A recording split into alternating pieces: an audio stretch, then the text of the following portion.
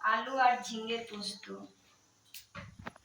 প্রথমে তো তেল দিলাম, একটু শুকনো লঙ্কা দিলাম, সেন্ট হবে ভালো, পরে একটু তেজপাতা দিলাম, তারপর কালো জিরে ফোড়ন,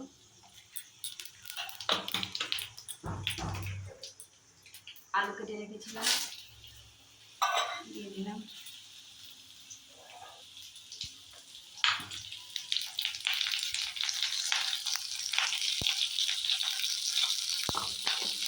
লবণ দিয়ে দিলাম,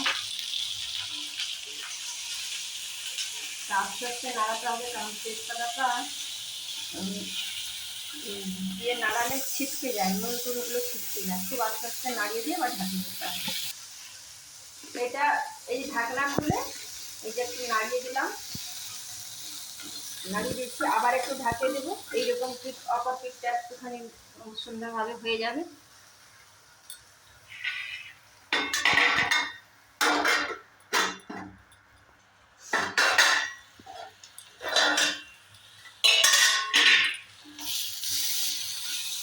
এটা একটু সুন্দর হয়ে গেছে।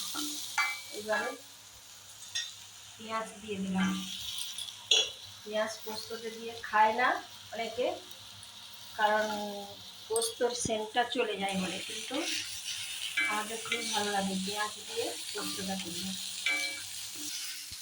বেশি করে পোস্ত দিয়েছি, দিয়ে বেশি করে পোস্ত নয়, বেশি করে পেঁয়াজটা দিয়েছি, দিয়ে একটুখানি এই যে ভেজে নিলাম, তারপরে এই যে ঝিঙে কেটে রেখেছিলাম ঝিঙেটা দিয়ে দিলাম, দিয়ে এবারে এটা একটু ঢাকিয়ে রাখবো, বেশি সময় নয়, তারপর খুলবো, তারপর দেখতে পাবে।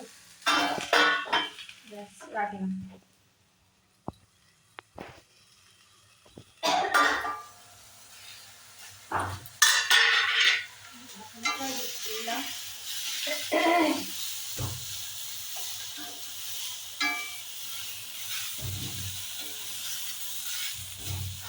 আগে থেকে লবণটা তো নুনে বেশি দেওয়া হয়ে গেছে আলুতে বেশি, সেই জন্য ঝিঙেতে আর লবণ দিলাম না, তাই এটা হজম হতে একটু সময় লাগছে। তাই আর একবার ঢাকিয়ে দিই, ঝিঙেটা একটুখানি হালকা করে কষা ভাব হয়ে যাক।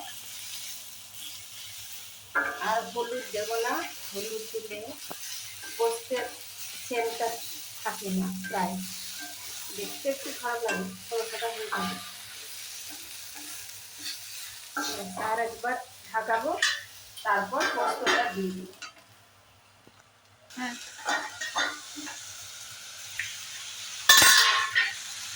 একটু সুন্দর হয়েছে, ঝিঙেটা একটু পোড়া পোড়া ভাব হলে খেতে খুব সুন্দর লাগবে, খুবই সুন্দর হয়েছে। বাহ, এবারে আমি পোস্তটা দিয়ে দিই, গোটা লঙ্কা দিয়ে দিলাম, কাঁচা লঙ্কা, আর এবারে পোস্তটা দিয়ে দিলাম। পোস্তটাকে মিক্সিতে গুঁড়ো করার সময় এই যে শুকনো, একেবারে শুকনো শুকনো করতে হয়, কোনো সময় জল দিয়ে করতে নেই, প্রথমে জল একেবারে দেওয়া যাবে না, পরেও জল দেওয়া দরকার নেই, একদম শুকনোটা এই যে গুঁড়ো করে নিয়েছি, তাই শুকনোটাই দিয়ে দিলাম। এরপরে এটাকে একটু ধুয়ে ধুয়ে নেব, নিয়ে জলটা দিয়ে দেবো। একবার পোস্তটা একটু নেড়ে নিলে এও একটু ভাজা ভাজা ভাব হবে, ভালো লাগবে। একটু আদাও থেতো করে রেখেছি, একটুখানি আদা দিয়ে দিলাম, খুবই কম।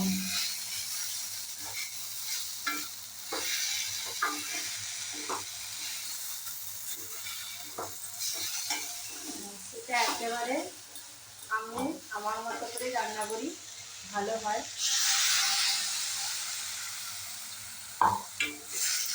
চিনি টিনি দেবো না এখন, চিনি খাওয়া এখন বন্ধ করে দিয়েছি।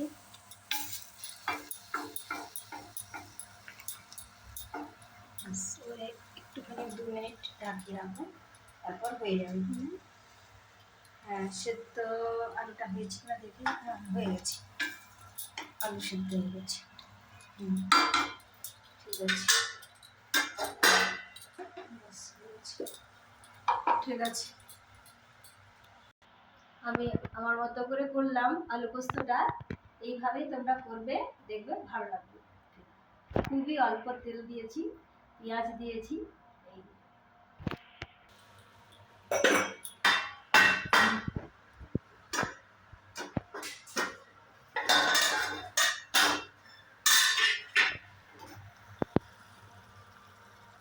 আলু দিচ্ছি,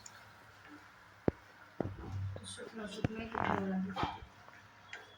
ডাল হবে আর পোস্ত। ডালটা এই তো সেদ্ধ করতে বসিয়েছি, ডালটা হয়ে যাবে। ডাল আর আলু পোস্ত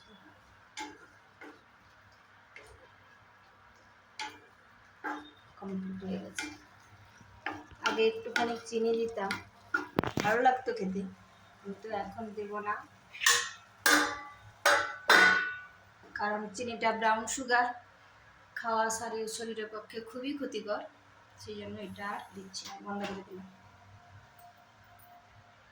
ঠিক আছে, 6 মিনিট কত বাদ